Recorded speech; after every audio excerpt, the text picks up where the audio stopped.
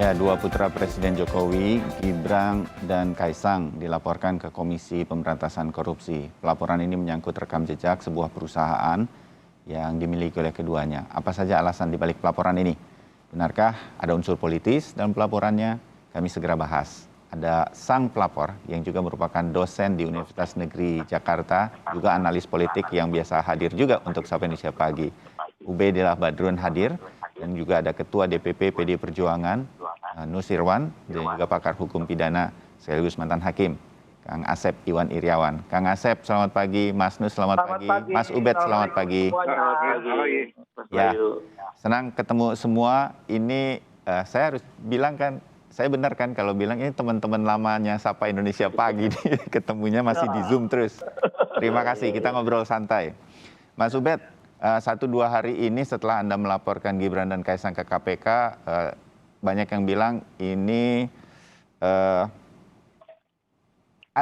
cuma dugaan, cuma asumsi yang kita juga mengerti lah asumsinya. Oh, perusahaan ini baru terjadi, kalau nggak anak presiden mungkin nggak dapat kucuran dana sebesar itu dari sebuah perusahaan begitu. Kita ngerti ini, ya, asumsi saja. Apa Mas Ubed tuh udah ada buktinya sehingga kemudian membawa bukti ini ke KPK, Mas Ubed? Ya, Mas Bayu, tentu saja kita memiliki bukti. Tapi untuk membuktikannya itu kan itu otoritas KPK ya. Ya. Ini karena bermula dari peristiwa empirik, peristiwa nyata yang kemudian menjadi perhatian publik sangat luas. Di kemarin, akhir tahun kemarin kan, ada peristiwa penting di mana anak presiden, inisialnya KP itu, melalui PP kalau nggak salah HBK ya, itu membeli 188 juta lembar saham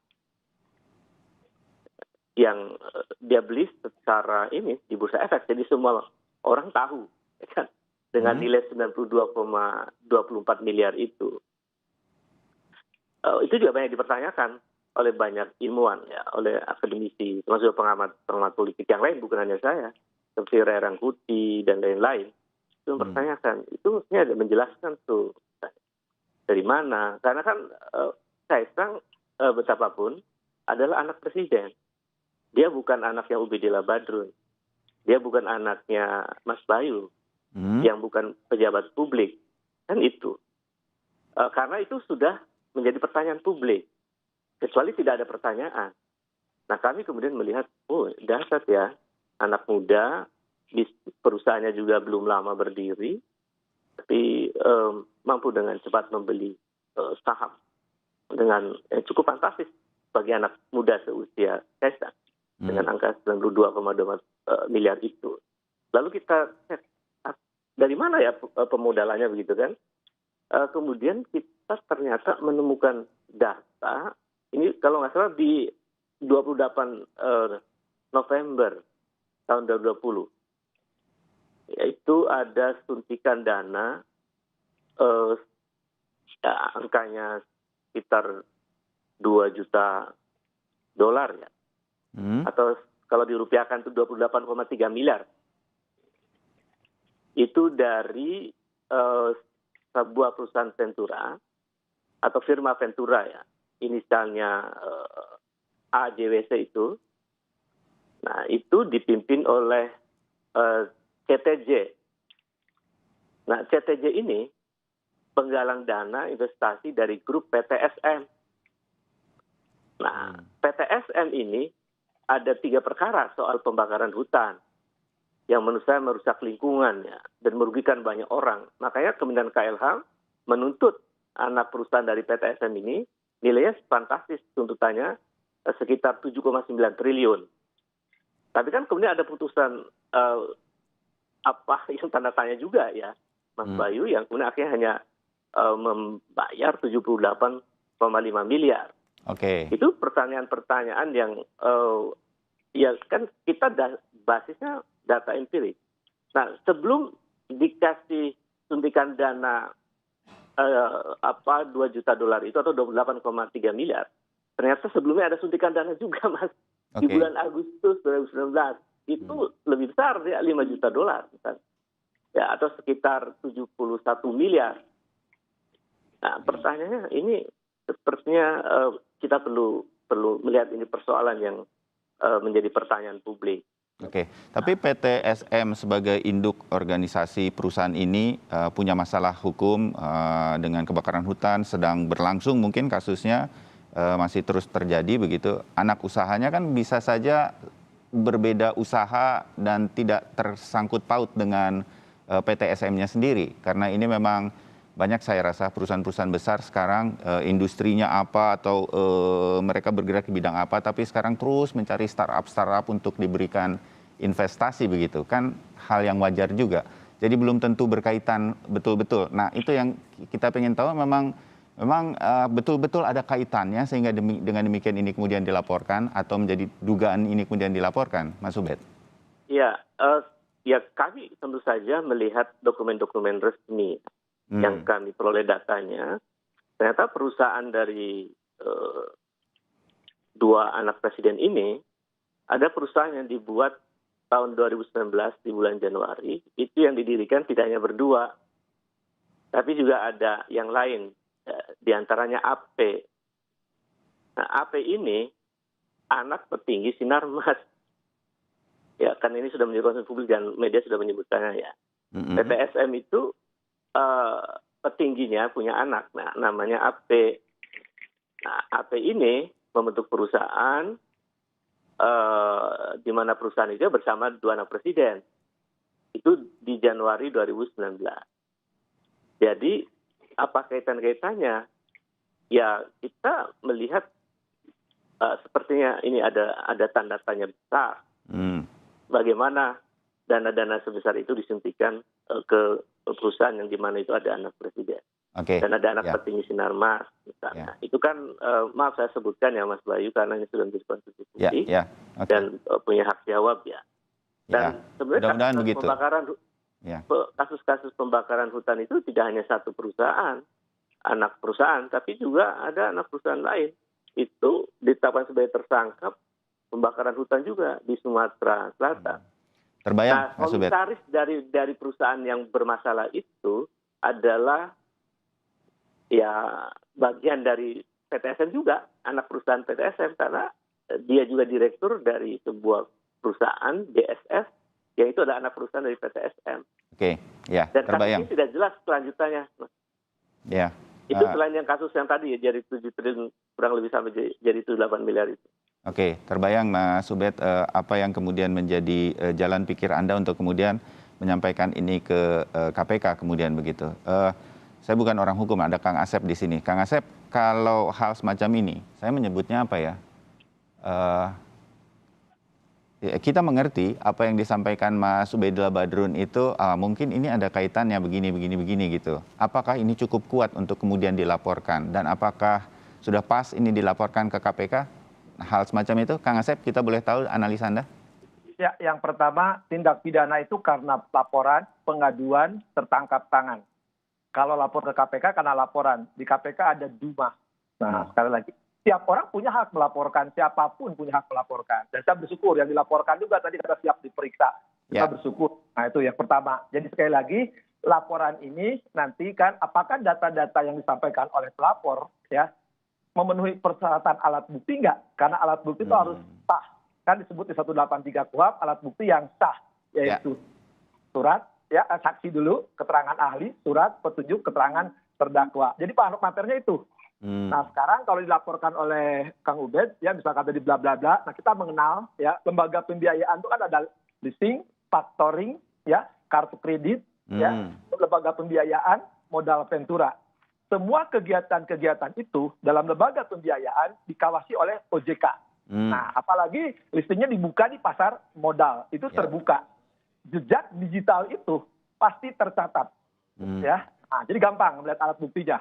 Kalau uang, tiba-tiba uang punya uang besar, kalau zaman saya atau zaman siapa orang tua saya dulu, tiba-tiba saya kaya pasti dicurigai. Kalau nggak dari babi ngepet, pelihara tuyul.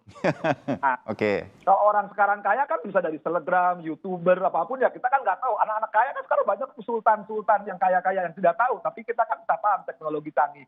Tapi Ya. kalau di lembaga pembiayaan, sekali lagi, ini semua tercatat. Nah, apakah uang-uang yang tadi dipertanyakan kata Kang Ubed banyak itu Tercatat gampang kok tidak? telusurinya? Ya, karena di perbankan malah dikenal, ya, pengenalan nasabah dari mana uang itu, ya. PPATK bisa nelusuri. Jadi ini saya kira gampang mestinya. Paling gampang kok kalau data ini jadi alat bukti, jadi bukti permulaan. Nanti penyidik bisa melihat, ya, di KPK itu kan penyidikan satu. Apakah Oke. ini tindak pidana atau tidak? Kalau tidak pidana ya data itu jadi sampah gitu kan. Ya, Kalau oke. jadi ini tindak pidana, ini naik menjadi persoalan hukum. Jadi nanti penyidik akan mengkonstatasi, mengkonstruksi dan mengkonstitusi. Jadi siapapun laporan itu di KPK udah banyak kok, sudah KPK, di kepolisian, di kejaksaan. Cuman tadi pertanyaannya, apakah semua laporan itu menjadi tindak pidana atau tidak? Setiap penegak hukum punya parameternya, dan itu gampang kok diteleksinya. Apalagi di dunia lembaga pembiayaan, semua tercatat. Apalagi di OJK, OJK punya peraturan OJK nomor 35 PJK 5 tahun 2015 tidaknya. Lembaga pembiayaan pun sama, surat-surat kontrak keuangan. Semua Ya. lembaga ini anak-anak berbentuk PT, badan hukum, itu ada. Oke. Nah, kalau aliran dananya, bagi saya yang bukan orang hukum, Kang Asep, saya jadi agak sedikit mengerti bahwa nanti KPK akan menelusurinya apakah dana-dana yang dialirkan ini sesuai dengan SOP-nya, dengan peraturan hukumnya yang ada. Ini perusahaan memang yang bisa memberikan investasi atau enggak? Oh, PTJ ini memang memberikan investasi. Oh, oke. Misalnya kira-kira kan begitu ya, Kang? Terus dananya ini kemungkinan dari mana dan gimana? Oke, kalau semua oke dan segala macam, berarti ya mungkin ini akan diumumkan juga ke publik. Tapi kalau analisanya Kang Ubed atau Mas Ubed tadi berkaitan dengan, oh, PT ini ada hubungannya dengan kebakaran hutan dan lain-lain. Nah, itu tidak bisa jalan pikirnya Mas Ubed itu nggak bisa kemudian menjadi jalan masuk bagi KPK dalam hal ini yang mendapatkan laporan ini untuk kemudian ditindaklanjuti atau selesai dari aliran dana itu saja, Kang? Mas Bayu, KPK itu kewenangannya tindak pidana korupsi. Jenis sebanyak sampai 30. Yang paling gampang kita kenalkan merugikan keuangan negara. Suap, gratifikasi, ya. Nah, tinggal kita masukkan apakah yang dilaporkan itu merupakan tindak pidana kategori itu. Nah, kategori tadi pidana itu, yang katakanlah tadi ada putusan kebakaran hutan, ada putusan lainnya, ada badan usaha. Nah, kita kenal ada kejahatan korporasi. Apakah perusahaan-perusahaan itu ketika diproses dan diputus setelah berkekuatan hukum tetap, uang-uang yang ada dalam kejahatan korporasi itu, kan prinsipnya penyisian uang itu kemana uang mengalir. Nah, uang mengalir kan ketahuan. Kalau Cikapundung, Citarum, Ciliwung, arahnya kemana gitu kan. Nah, ketika di putusan kebakaran hutan, sekali lagi, tindak pidananya kebakaran hutan. Apakah uang itu ngalir ke perusahaan-perusahaan ABCD? Dan kita harus memilah perusahaan induk dan perusahaan anak. Masing-masing punya tanggung jawab hukum sendiri, karena mereka badan hukumnya sendiri. Nah, sekali lagi, ya, setiap orang punya hak untuk ikut serta pembiayaan, penyertaan modal. Tapi ketika penyertaan modal dalam bentuk lembaga pembiayaan, tadi kewenangannya sementara ada di Kementerian Keuangan atau di OJK. Kalau perbankan di perbankan, termasuk di pasar modal. Nah, sejauh mana KPK bisa masuk? Nah, ketika ada laporan, KPK punya hak full bucket pengumpulan barang bukti dan keterangan. Jadi KPK bisa penyelidikan, cuma memang nggak bisa dibuka. Karena itu kan sifatnya mereka kewenangan penyidik, pro justisia itu harus tahu. Kita akan tahunya kalau ini di pengadilan. Nah, tapi gampang kok cara sederhana. Kalau lembaga-lembaga karena di badan hukum berbentuk PT atau badan usaha apapun, itu pasti kan harus laporan tiap tahun. Ada RUPS, ada pengawasan dan sebagainya. Nah, itu gampang kok. Uang mengalir itu bisa telusuri apa mengalir ke anak presiden, anak gubernur, anak tukang bajigur, itu akan ketahuan. Ya, oke. Terbayang Kang Asep, kira-kiranya apa yang akan kemudian dilakukan oleh KPK sekarang sedang verifikasi data dari pelaporan ini. Mas Nus, PDI Perjuangan sendiri boleh tahu berkaitan dengan ini, ada rapat tertentukah, ada kemudian bersiap untuk sesuatu, terutama untuk Gibran, karena disebut namanya begitu. Walaupun saya membacanya dan mendengarnya, ini sebetulnya Kaisang yang membentuk perusahaannya begitu. Mas Nus, boleh tahu di PDIP tanggapannya seperti apa? Terima kasih, selamat pagi. Yang pertama tentu saya akan harus cepat jawab, nggak ada rapat soal ini. Ya, oke. Mirip saja dengan kakak saya Mas Rudi, itu biasa saja yang dilakukan. Tentu dari penjelasan dari Kang Asep tadi, dan yang mulia Pak Ubaidillah, tentu yang pertama targetnya sudah agak tercapai. Pak Ubaidillah menjadi semakin populer lah gitu, paling tidak minimal. Nanti tanggapin ya Mas Ubed ya. Jadi kalau urusan hukum Kang Asep lebih menguasai. Tentu kalau kami melihatnya ini adalah dari sisi bahwa tidak dipungkiri kinerja pemerintahan di bawah Presiden Jokowi itu berdasarkan semua survei itu bertahan di atas rata-rata normalnya negara-negara yang mengalami pandemi. 70% semua. Tentu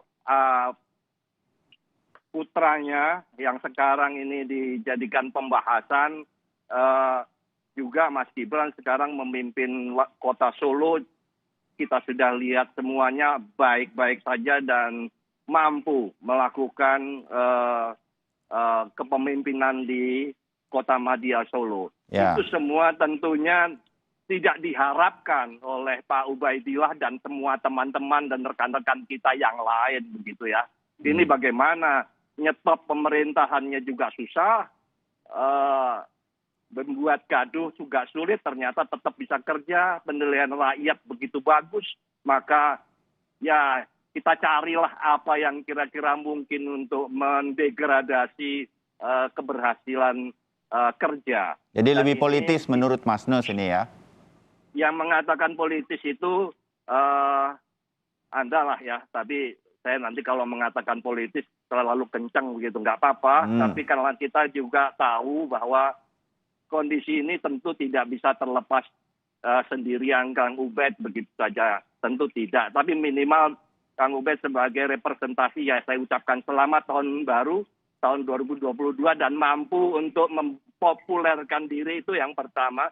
Yang kedua tentu banyak pihak yang tidak menyukai juga keberhasilan yang sudah dilakukan oleh pemerintahan maupun mampu mempertahankan karakter keluarga. Dalam hal ini adalah anak-anak Mas Gibran dan Kaisang yang tadi disebut-sebut, tentu menjadi keluarga pemimpin itu tidak gampang ya, harus menjaga diri dan sebagainya, dan itu tentu tidak bisa dipungkiri. Semua akan melihat berkaitan dengan apakah usahanya seperti apa dan sebagainya. Nanti saya tidak masuk ke urusan yang tadi dijelaskan oleh Kang Asep. Ya. Tapi semua itu tentunya tidak akan dilakukan oleh personal ya. Urusan korporasi itu bisa dilakukan di negara ini, semua pun bisa melakukan. Tapi nanti kami serahkan saja, silakan, tidak masalah. Tadi sudah ditegaskan bahwa siapapun boleh melapor, tidak ada larangan. Nah, nanti tentu ini ada sambungan apa tidak, itu nanti hukumlah yang akan bergerak.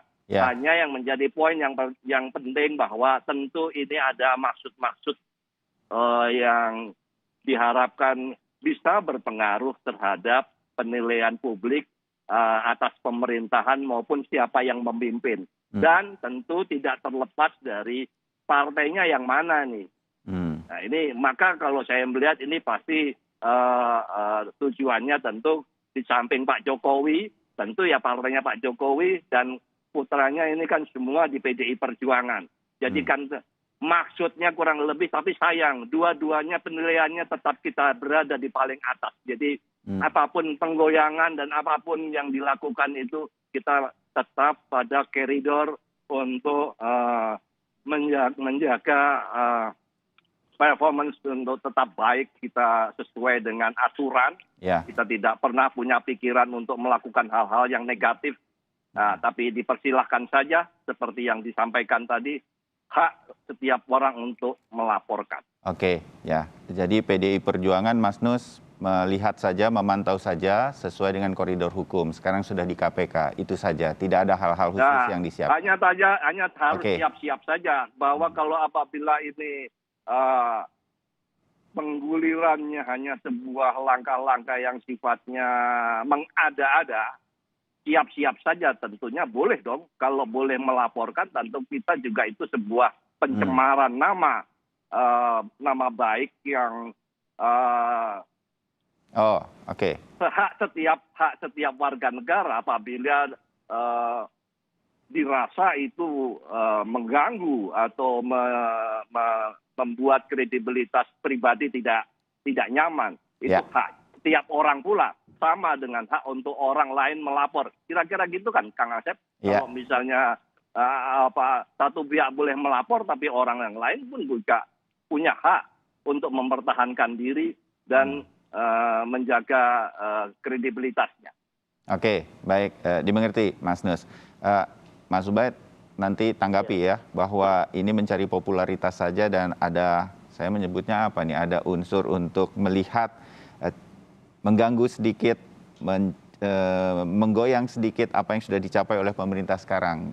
Presiden dalam hal ini lewat anak-anaknya. Nanti tanggapinya, saya harus jeda dulu. Baiklah. Tetap bersama kami.